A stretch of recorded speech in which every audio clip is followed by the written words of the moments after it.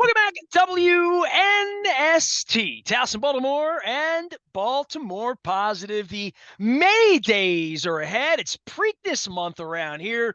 The Orioles are playing some great baseball, and of course, the Baltimore Ravens have made a little news over the weekend. We're going to make some news on Thursday, doing the Maryland Crab Cake Tour. An area this guy's familiar with. Middle River. We're going down to the old Sioux Island. We're going to be at McFalls, Oyster and Reel.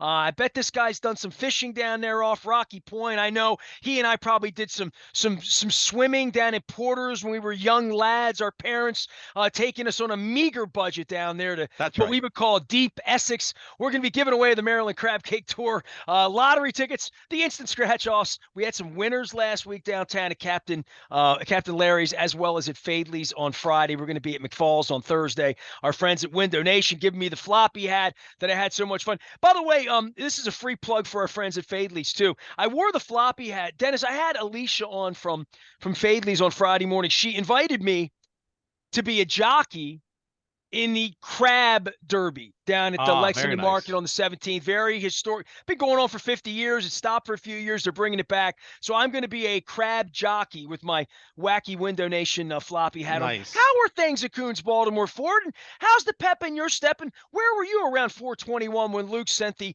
WNST text courtesy of Coons Baltimore Ford? Did you fall out of your chair or no? Were you prepared mentally, spiritually, physically? You know what? I good thing I didn't fall out of my chair. I was at Lock Raven fishing. So had I fallen out of my chair, I would have been dunked in the drink. So I got the text, then my phone started blowing up. All my friends started calling me and breaking the news, and we talked through it and whatnot, especially when the numbers came out for the Lamar contract. But that's exactly what I was doing, so I can tell anyone about it years down the road what happened, where I was when I got the late breaking news about the Lamar Jackson contract situation. Well, much like when I spend time with you, either on Thursdays on your afternoon show 3 to 5, and Sunday morning, of course, 8 till noon, or whether it's us doing this, I try to stay off the phone. Like, so people text me during the show and I'm like, doing radio, leave me alone. You know what I mean? Like, so when I'm doing Captain Larry's, I had Shannon Toback, my dear friend from the old Rusty Scupper. She's traveled the world. She was climbing mountains in Patagonia 3 weeks ago. I love her, had her down, told some stories about real estate. I had Chris Reel, who does local tours. He shows people around Baltimore. He loves the city. His wife, she's beautiful. She has these Oriole signs that she holds up every night at Oriole games. So I had these great guests. But Todd Schuler, Essex Todd Schuler from Blondell Miller Schuler, was my guest. Todd hasn't done the radio show in like a year and a half. Like, yeah, they're sponsors. They're not. They're friends. They're lifers. I've been inviting him down. He comes down. We did 51 minutes on the Preakness, the Derby, like all of this stuff. And when the segment ended, I turned around and there were guys at the bar and they're like, hey, there's Lamar signed. And Schuler's on his phone. He's like, these jackass friends of mine still playing games with me. It's draft day and they're fishing me on this Lamar thing. And I'm like, no. I got the WNST text. It's true. It's real. This all happened around 4:35, 4:40. So I was about 10 minutes late to the party because I was just focused in a conversation I was having and my phone was down. So you always remember where you were and at that moment. And dude, I got to ask you, because Luke and I have been back and forth, and I've said some things privately off the air to Luke about my thoughts about Lamar and his prospects and the team. Where are you? I mean, they had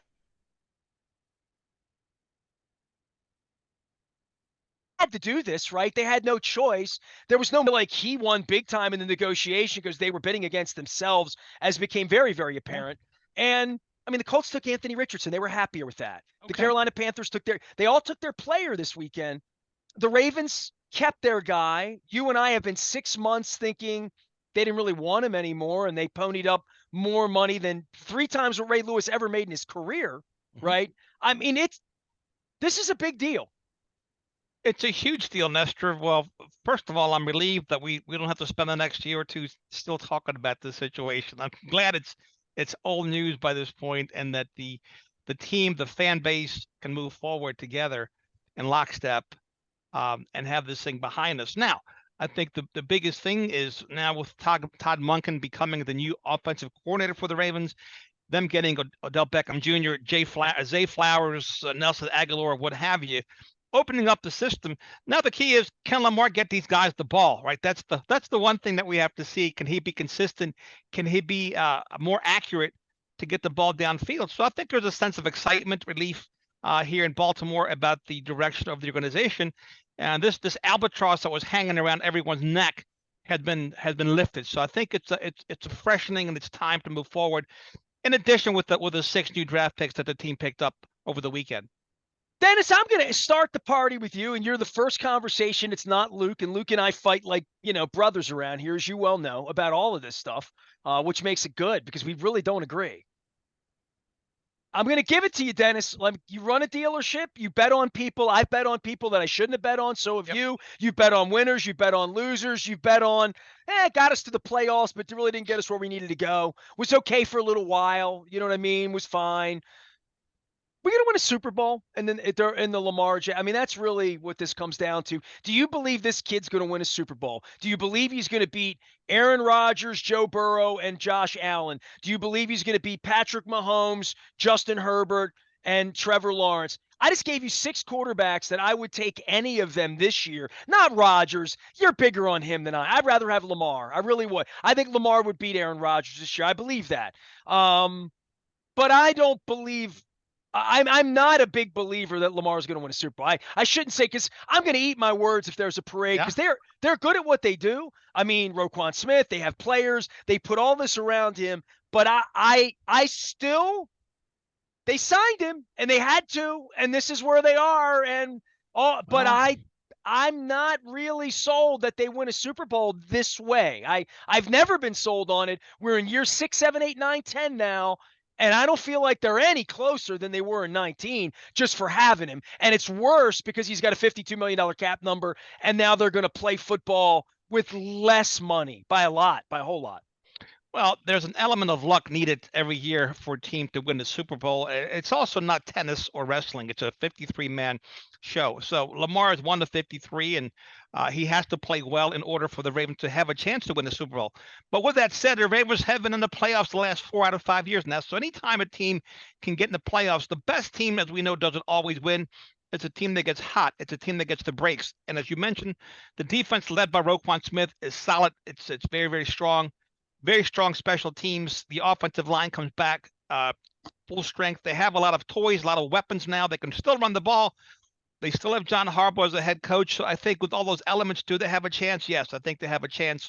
As long as Lamar Jackson can stay healthy and he can work on his accuracy. I think those are the 2 biggest things. But the Ravens get in the playoffs. I mean, if Snoop Huntley doesn't turn that ball over, they advance. They beat Cincinnati. That was a 14-point swing.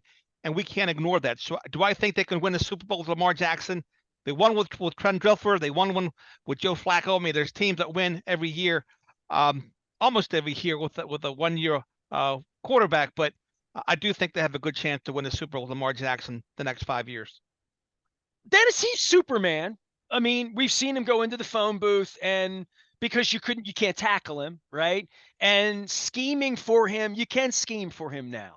Maybe you couldn't before, Pagano's brother put the 92 defense in and shut him down 4 years ago, and everybody is playing that way now, and that's the way the Colts are going to play. Teams are going to play this way now, right? And that's fine. That's cool.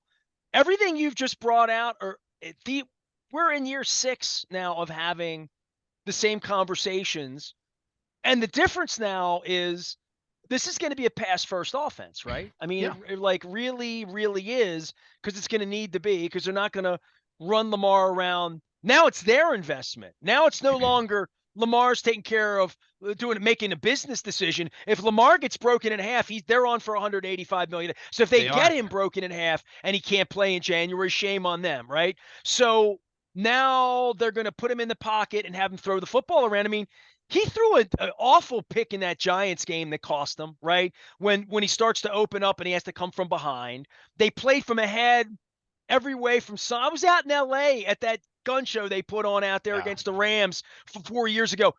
But we're getting 3, 4, 5 years out on this. He's getting closer to 30 than 20. He's 2 injuries that you could say, well, they weren't bad injuries. They ended his season twice in a row. Wow. So I still look at this and say, why didn't anybody else want him? I still ask that question.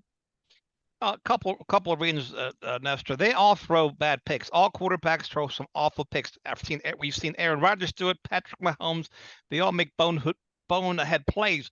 I wish the Ravens would have kept him in there. I mean, the only way he's going to learn is by making mistakes. So I don't know how you do that when you turtle the guy. The second piece of it is this: there is an element out there. My thought process in this regard that Greg Roman took the best space player, arguably the best space player in NFL history, and put him in the phone booth. If Todd Monken lets him out of that phone booth, puts him in a pro style offense, schemes receivers open, has a modern day passing game, yeah, Lamar can get a chance to shine. And also, he's gotten some receivers that can potentially win 50-50 balls, which your better quarterbacks have at their disposal, something Lamar Jackson hasn't had in his career. So opening up the offense, putting him in space, having him more toys, scheming people open, I do think the Ravens offense has a chance to take a step or perhaps two forward. And that would be fantastic when you combine them with that defense playing complementary football. It's a lot of money, and you and I have talked so much about feelings and the optics of all of it. You know, the miserable head coach, the PR director telling people they can't ask questions, the players having to defend him not showing up in Cincinnati for the playoff game and all that represented. Then he asked for a trade, and it ignites the fan base here in a really negative way. He's now been given more money than anybody ever. And he's going to throw picks, and he's going to get booed for that. And they're going to have a bad beat. That's going to happen in the first 9 weeks of the year. They're going to lose a bad game or two or three. The bags get real heavy from here. He can afford it. Well, but he has not been. He's been a really sensitive kid. He's had rabbit ears. He has been profane with a guy on the internet long past the 25 years of age that he should be doing this, long past where his checkbook or his ego should allow him to do this. And now, and this is where I'm going to get negative on Baltimore positive. You and I have been sitting here for 6 months talking about this kid and whether they believed in him or not. And you and I are adults, and we've been at this. I'm 55 years old. You've been at this a long time. You've managed people at a high level. We've witnessed all of this. We're not just making this up that this hasn't been going well the last 6 months, right? We've all had girlfriends, relationships, friendships that take a bad turn over a couple drinks and you make things right. There's an incident. There's something that happened at work. You hit on my girlfriend when you're 18. All of this stuff that happens that you work things out, and you can make things right. They're clearly going to make things right over $185 million. And John's Lifelines, they've made this commitment. So you and I have felt all along that they would have been okay moving on. Now they're not. It's not just okay moving on. The only way Eric and John win a Super Bowl now is him. They are like, this is a huge contract. There is no, if there's an injury, anything catastrophic or awful or just a little bad, or just if it gets heavy, like it did for Carson Wentz, like it did for RG3, like it has for Tyler Murray, like it has for Kyler Murray, excuse me, like it did for Russell Wilson last year. Like, this is just, the expectation level goes through the roof here. And now all of these transgressions that Lamar has had and problems and whatever it was and the contract and his mother and whatever, Hollywood Brown and WTF and I want to be traded 5 minutes ago. All in the rearview mirror. Go ahead. Talk to me. Because I just laid it out for you. It's all in the rearview mirror. Next, you got to fix your eyes forward. All these situations you mentioned, that's all water under the dam now. In fact, I have friends of mine. They're calling me for tickets already for the opener. They want your jersey that you were auctioning off 3 weeks ago. Correct. People wasn't auctioning it off, but people are all in. I mean, they're ready. They're ready to roll. They're ready to roll. They realize the roster is still not done. It's still under construction. Still some holes to plug. Still some free agents out there for Eric DeCosta and company to pick up on. But no, everybody's excited and can't wait for the opener. And I think that's right. I mean, you got to move forward at some point. And all this stuff you mentioned is accurate, but it's still in the rearview mirror. It doesn't make things, doesn't affect the future. It just doesn't. It's time to move forward. Well, when Luke and I go to the mat on all this, he's like, well, what did you want him to do? And I'm like, well, they are a better football team today than they were last week. And they're a better football team today than they would have been if they had Anthony Richardson and 3 draft picks or without a question, whatever they would have shined up to sell here. they would have been able to sell that and say we couldn't get along with that kid and we couldn't make it work. Now all of a sudden, A or B, either way. here we Either, are. Now, either way. is he showing up to OTAs? Is he first in class? Does he have a foundation year? Is he We'll see. here? Is he, you know, can they keep him healthy? Is he not going? How is this offense going to work? And how accurate is he going to be throwing the ball 38 to 50 times a game, which is what they're going to need to do because they have a huge wide receiver room now, right? The Bateman's not here to get 5 passes a week and Beckham gets 6 targets a week and they're going to toss the ball around 26, 28 times and Lamar's going to run and Lamar's going to run more and Lamar's going to dive for a first down. They better figure out how to get first downs without that happening. They have to score points, Nestor. That's the bottom line. That's what was lost upon Greg Roman. He got so enamored with ball control. He was even to the point where he was concerned with giving the the opposing team's offense more reps instead of focusing on scoring points in a red zone, which was the difference between the 2019 Ravens and the 2020, 21, and 22 edition. Not only were they not scoring touchdowns, they weren't even scoring field goals. They went on it for 4th and 1 multiple times. They failed. The objective of an offense is to score points. Be a pass, be a run, it doesn't matter. And that's what they have to get back to, whether it's by if they're winning by 3 touchdowns, they're not going to put the ball up 30 more times. They'll run. They have enough of a running game. They'll still be able to bludgeon teams to death. And I think that's what I'm excited about is that there'll be some balance to the offense, some common sense, perhaps with Ton Munkin. And I do think the offense can take not only just 1 step forward, I think the offense can take 2 steps forwards. You have a maturing defense. Roquan Smith was a game changer. And it's still complementary football, right? The offense, defense, special teams. But I do think to bring the offense to the modern day era, it's exciting for all of us as Ravens fans. All right, listen, I'm not going to let you sit on the fence, okay? Because we've been talking about this for 6 months. So don't tell me they both won. Who won the negotiation, Lamar or the Ravens? Luke and I came to blows on this Friday morning. He had been up late, and he looked at me. He's like, "You're nuts. Lamar didn't win. Lamar wanted blah, blah, blah, blah, blah." And I said, nobody wanted Lamar, and Lamar can want all he wants. Lamar Jackson got maximum money. Lamar did well for Lamar. Lamar's the big winner here for me. Steve could have walked away. The team could have walked away. They could have dealt him for a bag of footballs and picked the quarterback and moved on if that's the way. Lamar won to me. Clearly, they were negotiating against themselves. As you mentioned, no one else was in the game. No one else knocked on this door, as far as we know. And so clearly, Lamar Jackson won the negotiation. He didn't even have to pay an agent $7.8 million. So he saved that on the back end by not having an agent. He just took the Jalen Hurts contract to the Ravens and said, here you go, beat this. And that's exactly what they did. They used that contract as a model. They gave him $10 million more than their last offer, and they put it to bed. So to me, who won? Yeah, Lamar Jackson clearly won. I mean, he's got that 185 guaranteed, whether he plays again or not. That contract has been signed. Well, that's why I put the picture of him smoking the cigarette up, because somebody put that up on Twitter, and I'm like, yeah, I mean, for all we said about Lamar, and he needed an agent if he wanted to get bidding against the Ravens, and it turned out that he didn't need to do that. The Ravens were willing to bid against themselves. The Ravens were scared to death to go to real war with him. Real war with him would have been, we're not letting you in the building. You're not coming in the building. You're not signing your tender. That's war. He didn't want that. He wasn't going to play for $32 million, and he didn't have an agent sophisticated enough to peddle him off to San Francisco or Indianapolis or any. I mean, as far as we know, his phone didn't ring. Dennis, his phone didn't ring. That's unbelievable. If the Ravens win a Super Bowl in the next 5 years, then the Ravens would have also won. But clearly, initially, the initial win goes to Lamar Jackson. What happens? So somebody said, the NFL said, hey, who had the best draft class? I tell people, check with me in 2026. I'll tell you who had the best draft class. It's impossible to predict who had the best draft class the day after the draft was completed. Same thing with the Lamar Jackson contract. He plays 5 years. He wins MVP again. Ravens win a Super Bowl or 2. Then yeah, they were also winners. But initially, the player has won this negotiation without question. He has. Every negative thing we could talk about with Lamar not playing in the playoffs the last 2 years, the fact that he hasn't won playoff game, like the fact that he didn't show up in Cincinnati, which would have been the first question Mr. Blank would have asked him, right? Or anybody. that hasn't met him that's going to give him Well, $200 million, maybe right? that's why Mr. Blank didn't get in the negotiations. Maybe that's why he didn't call Lamar Jackson, because he saw he didn't make the trip to Cincinnati.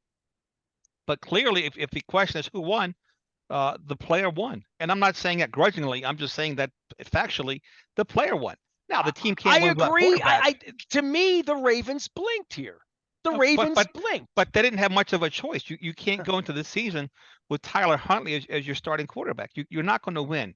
You might win 7 or 8 games with Huntley as your quarterback, maybe. So You're not. what's in Bisciotti's mind? You're Steve. Play the role of Steve Bisciotti here on 185 million. Do you care? Do you like the risk? I mean, the risk reward on it's crazy, but you had no other options. It wasn't a great hand for the Ravens, right? Like they were so married to this young man that they couldn't get unmarried. The weird circumstances, the unorthodox no agent thing did not allow a normal course of, hey, there's four, like there was last year, even for a very abnormal player in Deshaun Watson. There was a real market and a sweepstakes for him that never existed for Lamar. And I think part of that on Lamar is that he didn't play the playoff games, that isn't there at the end, is a different style of quarterback that you feel like he's going to have to run to be successful. And I don't know if he could throw the ball 40. If we had to throw the ball 45 times, if we're losing by 14 points in Buffalo in January and we have to throw the ball, is he the guy we want doing it? I don't Let, know. He's our guy now, though. He's let going to me be the guy doing it here. let me tell And you what Steve Bisciotti is. Steve go ahead. Bisciotti, he's got his small eye on the team. He's got his big eye fixated on a team about 42 miles southwest of him, a franchise about to get sold for $6 or $7 billion. That's what Steve Bisciotti's looking at. So this Lamar Jackson contract to him, and the big scheme of him things, it's peanuts. It's irrelevant. It doesn't matter because the Well, the value of his money's going to get franchise. sunk on football players no matter what. Yeah, What does he and, care? and the value of his franchise continues to increase by the minute. So do I don't think he cares. Look, his egos it's a competitive franchise. They've been in the playoffs for the last 5 years. They're one of the best organizations in pro sports, and it's he's making money. So I don't think he cares about the money. He's going to spend it either way, as you mentioned. They have to spend up to the cap, 90% of the cap. He's going to spend the money either way. So I don't think he cares. And you can't win. The other pieces you can't win without a quarterback. We also can't ignore the Ravens' record with Lamar Jackson under center than without him. Can't do that. They are much better. They had Much to better. do this. They had Much to do better. this. They had no choice. They had no choice. Didn't want to spend that kind of money, but they had to. There had to be a day of reckoning. Now, could they have gotten there smoother? Yes. Could have been more pleasant? Yes. Could have been resolved a long time ago? Absolutely. But now it's in the rearview mirror. It's time to fixate our eyes forward and move forward and have some hope and looking forward to seeing a different offensive scheme. I think it's time for freshening, and I'm very excited about having Todd Monken as our OC. I would say that nobody ever asked Lamar if he ever turned down 185 million, because if they had offered 185 million, I have a feeling he would have been in Cincinnati a couple months ago. You know what I mean? Maybe. Yeah, it wasn't a good look. There's no question about that. And I thought he made some business decisions last year before he got hurt. I thought he was playing not to get hurt. So, of course, when you play not to get hurt, that's when you get hurt. But now he's got his money. He's got secured. He's got his bag. He's not worried about his knee. Hopefully the rehab is going well, which I haven't heard anyone talk about how the knee is progressing, right? So as long as that knee's healthy, they can keep him upright, get him all these weapons, keep that running game going. They have a chance. They have a shot. And they're a very tough division with the Bengals, the Steelers, and the Browns. And it should be a very fun season. And you always hope the best of health, not just for him, but for guys like Ronnie Stanley and the rest of them. And they can stay upright. They have a chance. Dennis Koulatsos is here. He will be back here again on Thursday from 3 until 5, and again on Sunday morning with the Sunday Sports Voice. You can find him out at Coons Baltimore Ford, Security Boulevard, just outside, the Beltway. You can also find him out on the front of BaltimorePositive.com. Usually you and I get together like after the draft, and it's this pick and that pick and this hope. We haven't said Zay Flowers yet, and we're 30 minutes into this conversation. They picked football players this weekend. So everybody, the interesting thing about the draft is you sit here and you watch Mel Kiper and Susie and the NFL and Eisen and all this. I miss Mayock, by the way. I watch all of this, and I get caught up. I'm like, Oh yeah, Sean Payton's running Denver. I forgot about that, right? Lots of change. Yeah, and it really catches you up on everything over the weekend, and you can feel good about being the Ravens when you say we got our quarterback and we're going to be competitive, and then you look at the dregs of the league and say, oh my God, the Texans and the Colts and the Cardinals and Ah, these teams that can't get out of their own way, they sit there as well. But for the Ravens in the draft, it's a weird weekend in that this is usually the bounty of players and possibilities. I mean, it's the smallest class in 20, 25 years, and it's also Roquan Smith. And I keep thinking to myself, that's the guy they wanted to be married to, right? I mean, you yep, talk about where their second round draft pick and how the draft class is. I talked to Luke for 15 minutes about Roquan Smith as though they brought him in yesterday, because to some degree, even if they didn't keep Lamar around, and I think there were periods of time where they believed they were going to live without Lamar, and I think they'd probably be honest with you if you would have asked them 6, 8 sure. weeks ago whether life would have gone on. That Roquan Smith was, you know, a force multiplier to steal Eric DeCosta's line. No, there's no question about that. He is that and then some, and they're very fortunate to have him. But you're right. You and I would have been talking about the draft ad nauseum. It's strange that like half an hour later, you and I haven't brought it up, but it was a bit underwhelming for Ravens fans. We used to having a plethora of picks, and just having picked six guys. I mean, it's not a ton to talk about. We can debate whether they should have taken that receiver in the first round, or perhaps a defensive back like Joey Porter. But that's neither here or there. That's wonder under the dam now. They decided to go offense first, give Lamar Jackson another weapon, and he had to be very happy about that. In fact, he was very happy about that. And there's still some other stories, the Patrick Queen story still out there, and some other things they have to get done, some business they have to take care of. But you have to feel good. And the one thing I'll say about the draft, Nestor, I feel better about the Ravens having Lamar Jackson at quarterback than I would have had the Colts had him as quarterback and the Ravens selected Anthony Richardson, because again, there's no there really is there's no data that can tell you whether Richardson's going to be a great NFL quarterback or not. Where there's Lamar Jackson, you know what you have with him. As long as he can stay healthy, he is a difference maker.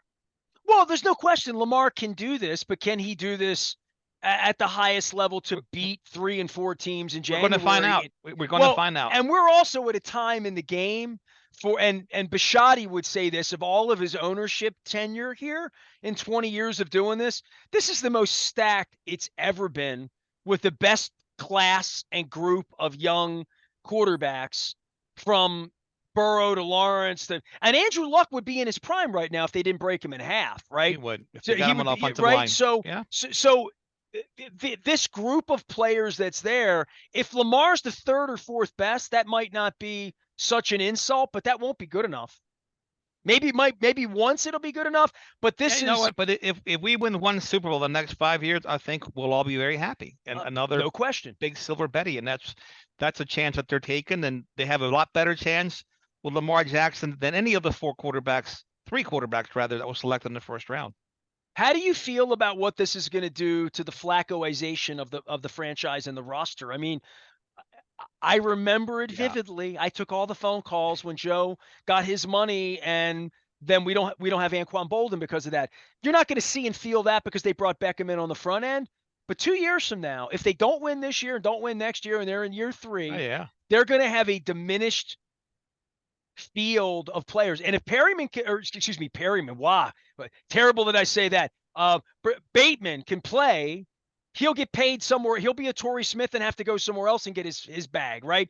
That's where this Lamar thing, it's nuts and honey right now. Everybody's happy and feeding themselves grapes, and we're all happy. We're good. But 52 million against the cap, 52 million against the cap, even though it's going to be an emerging cap with all the YouTube money Yeah. and Amazon and all that, that's fine. But it's 20% of the cap, the quarterback. He better be that good, and everybody around him better be that much better. And they're not going to have Odell Beckham after this year. They're going to have more like James Prochet or Devin Duke, whoever they draft next year or the year after that. They're going to have to draft really well around him the next 3 years offensively. Well, Jalen Hurts' contract was very, very cap friendly the way they did it, and I'm curious to see what the breakdown of the Lamar Jackson contract, because Hurts, the way they structured it, very team friendly, keeps that window open for the Eagles for the next 4 or 5 years, because he got a lot of money up front. So let's see what the contract looks like for Lamar Jackson to see if there is room for the Ravens to attract and to be able to keep that roster together. Well, it's amazing because, what's it going to be? 50, 60, 80, how much money is he getting up front? Lamar or Yeah, Hurts? Lamar. Uh, that I don't know. I mean, but Hurts. I mean, if you look at the structure that we did it together, he gets 6.1 million in 23, 13 and 24, 21 and 25, and 31 and 26. That is a very cap-friendly deal. And I don't know how Harry Roseman put it together, but the Ravens would have been wise to have copied that contract. I'm sure they will. Yeah, The because Pat it does. It Moriarty's leaves. It leaves room for the team to be competitive, which something they had a difficult time doing under the Joe Flacco era. Hopefully, they learn from that. Dennis Koulatsos is here. He's learning things. What's going on in the car business, man? You keep telling me that the trade-ins are like up again, They're gold. but you Yeah. have tons of cars, right? We have tons of cars. We have tons of brand new vehicles, tons of pre-owned vehicles, but we're looking for more because trade-in values they're spiking back up again. So it's just like the stock market: things get hot, things get cold, and right now, nice late model, low mileage trades are at a premium once again. They're doing shots at the auction, so I'd rather give our customers that same money at the door than buying auction cars. But it's a scarcity market, and used cars are scarce right now, Ness. That's the issue. Just not a lot of them. No, because rental companies are buying them at auction. They're paying whatever because they got to have them to put people in. So Hertz and Enterprise and those guys, I mean, they're just paying stupid money. They're paying close to retail for vehicles at the auction.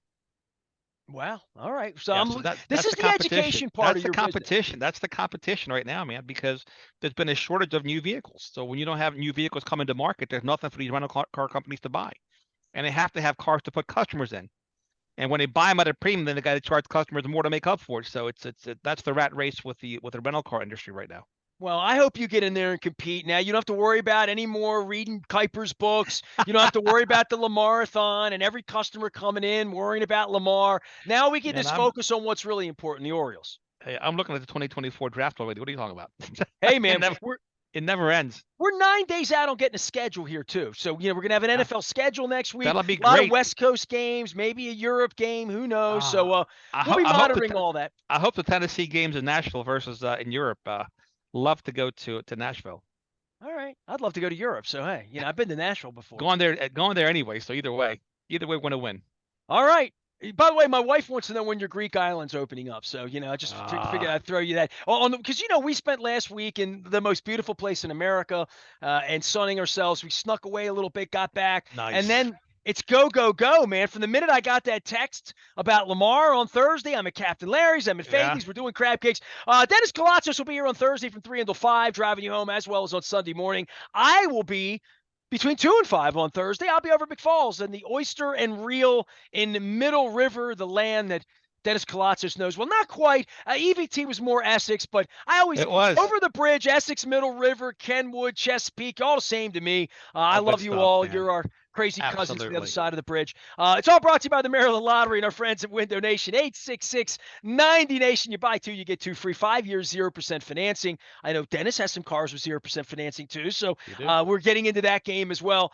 And we get the Preakness being run a couple weeks from now. It is a great time to be alive. At some point, it'll warm up around here, I promise. We're going to warm things up. We are WNST, AM 1570, Towson, Baltimore, and we never stop talking Baltimore positive.